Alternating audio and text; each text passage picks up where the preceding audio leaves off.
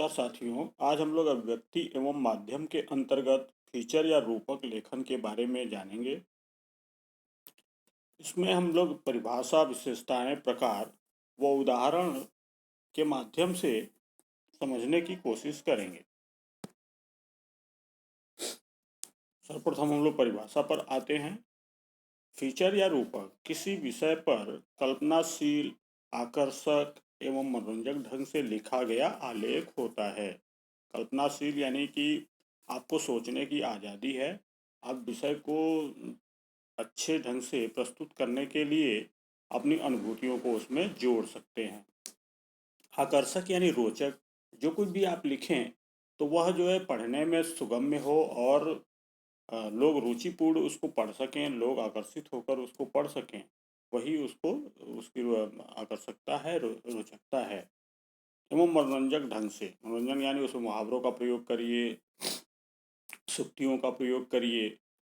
तो ऐसे जब हम लिखते हैं इसको ही फीचर कहा जाता है, यानी मनोरंजक होता है वो। अब हम देखते हैं फीचर की विशेषताएं।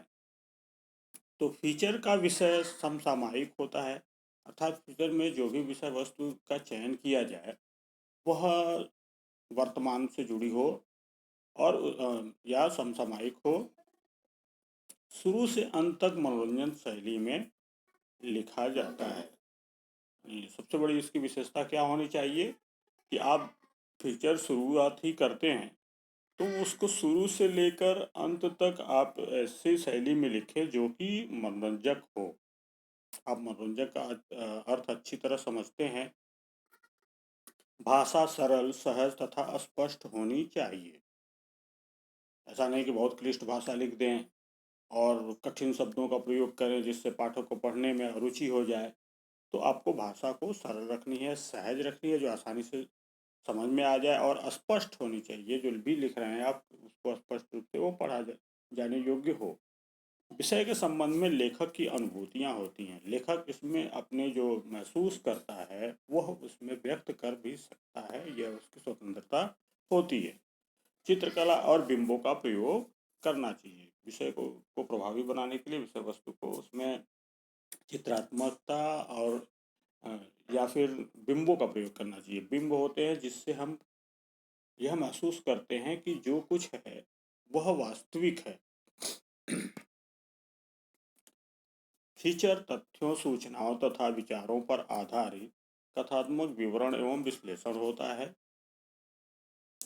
कहानी बताने का अंदाज ऐसा हो कि पाठक महसूस करे कि वह खुद देख व सुन रहा है। जब भी आप फीचर लिखें और उसको कहानी के माध्यम से हम लिखते हैं, जिस तरह से कहानी लिखते हैं, तो वह जो आप लिख रहे हैं या बता रहे हैं उसमें इस तरह से सजीवता भरनी चाहिए कि लगे कि जो पाठक है वो खुद ही जो है उस कहानी को देख रहा है और सुन रहा है। इसमें सुक्ति, मुहावरों व उदाहरणों का प्रयोग करना चाहिए। आकर्षक तभी बन पाएगा जब उसमें आप मुहावरों का प्रयोग करेंगे, सूक्ति का प्रयोग करेंगे और उदाहरणों का प्रयोग करेंगे। फीचर मानवीय भावना, प्रेम, करुणा, घृणा के इर्द गिर्द घूमता है। अर्थात जब भी हम कोई किसी विषय वस्तु पर फीचर लिखते हैं तो उसमें जो मानवीय भावनाएं होती हैं, किसी के प्रति जो प्रेम होता है, करुणा होती है, घृणा होती है, इन सब का पुट उसमें समाहित रहता है। अब आ जाते हैं हम फीचर के प्रकार पर। तो ये कई प्रकार के होते हैं, यहाँ पर हम कुछ इनके नाम दे रहे हैं। समाचार फीचर होता है। समाचार यानी समाचार पत्रों के लिए, क्योंकि समाचार में किसी घटना को बताने के लिए बहुत संक्षिप्त जगह होती है, शब्द शब्द सीमा बंधे होते हैं। तो उसमें उसके संपादकीय में जो पत्रकार है वो अपने विचार को विस्तृत रूप से, आकर्षक ढंग से लिख सकता है, तो वह समाचार फीचर है।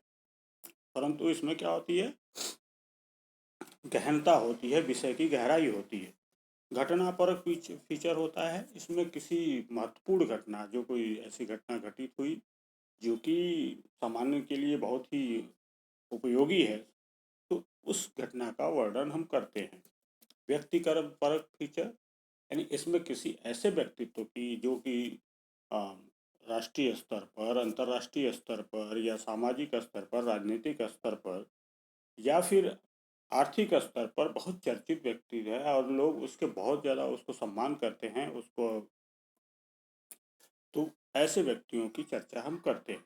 लोकाभिरुचि फीचर, इसमें ऐसे विषय वस्तु शामिल किए जाते हैं जो लोगों को आकर्षक लगते हैं या लोगों की इच्छा के अनुरूप होते हैं। उसमें खेलकूद भी हो सकता है या फिर जो है अन्य कोई मनोरंजन की वस्तुएं हो सकती है या अन्य कोई जो सामाजिक महत्व की वस्तु है वो विषय वस्तु है वो हो सकती है।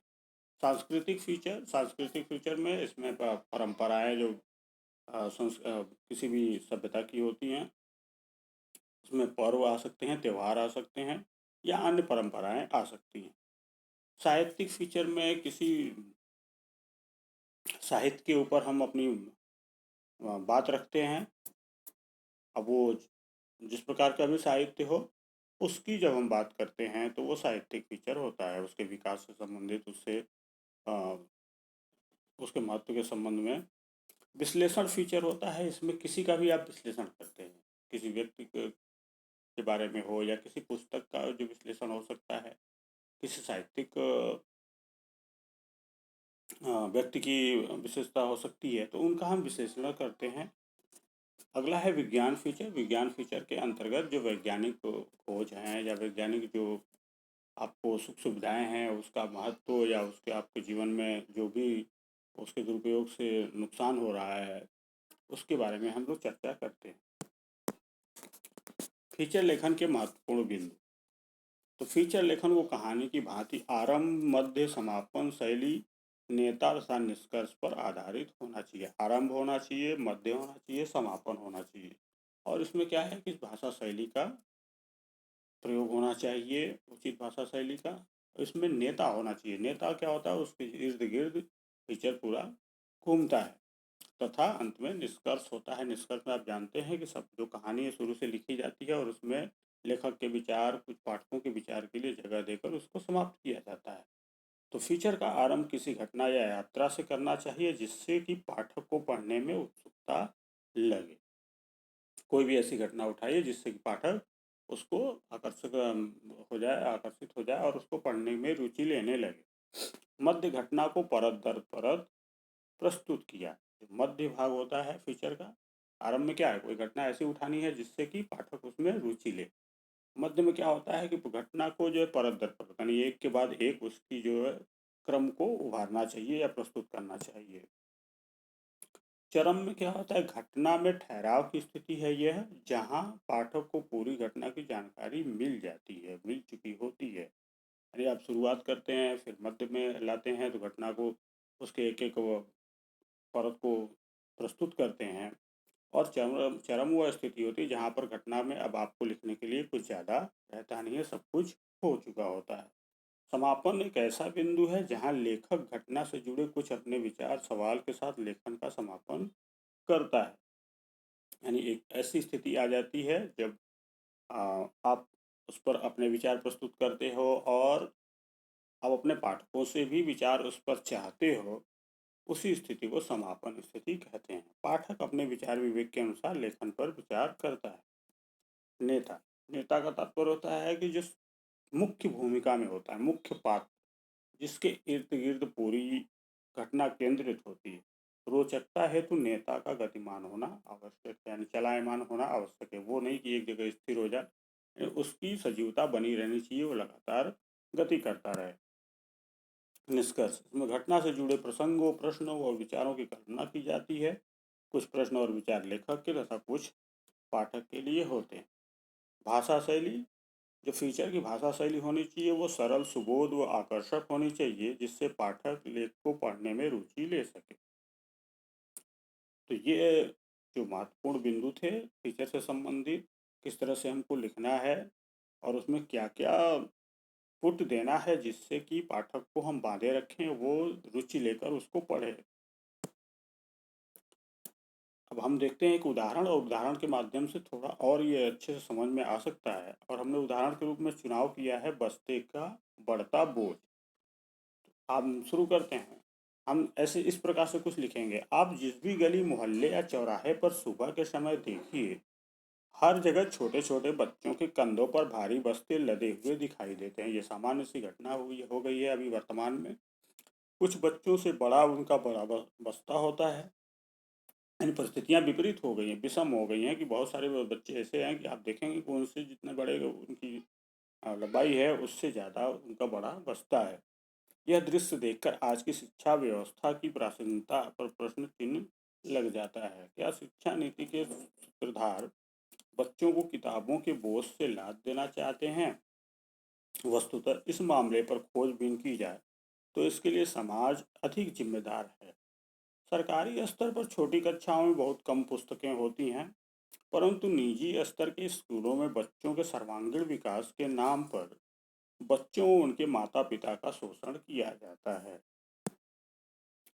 हर स्कूल विभिन्न विषयों की पुस्तकें लगा देते हैं ताकि वे अभिभावकों को यह बता सकें कि वे बच्चों को हर विषय में पारंगत कर रहे हैं और भविष्य में वह हर क्षेत्र में कमाल दिखा सकेगा।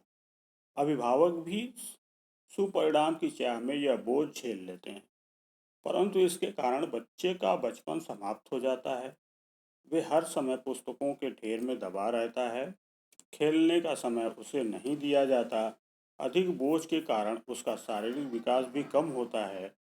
छोटे छोटे बच्चों के नाजुक कंधों पर लदे भारी भारी बस्ते उनकी बेबसी को ही प्रकट करते हैं।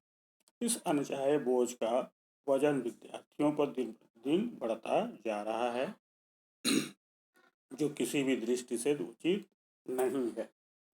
तो उम्मीद है कि आप सबको यह पाठ भली भांति समझ में आया होगा और इससे बहुत छोटे छोटे विषयों को लेकर आप फीचर लिखिए। और फीचर चूंकि आपके पाठ्यक्रम में 3 या 2 अंक का होता है, इसलिए बहुत बड़ा नहीं लिखना है। इसको 75 से 100 शब्दों के बीच में समेटना है, परंतु वह आकर्षक ढंग से होना चाहिए। आप अन्य उदाहरण भी खोजकर उस पर अपने विचार लिख सकते हैं। धन्यवाद।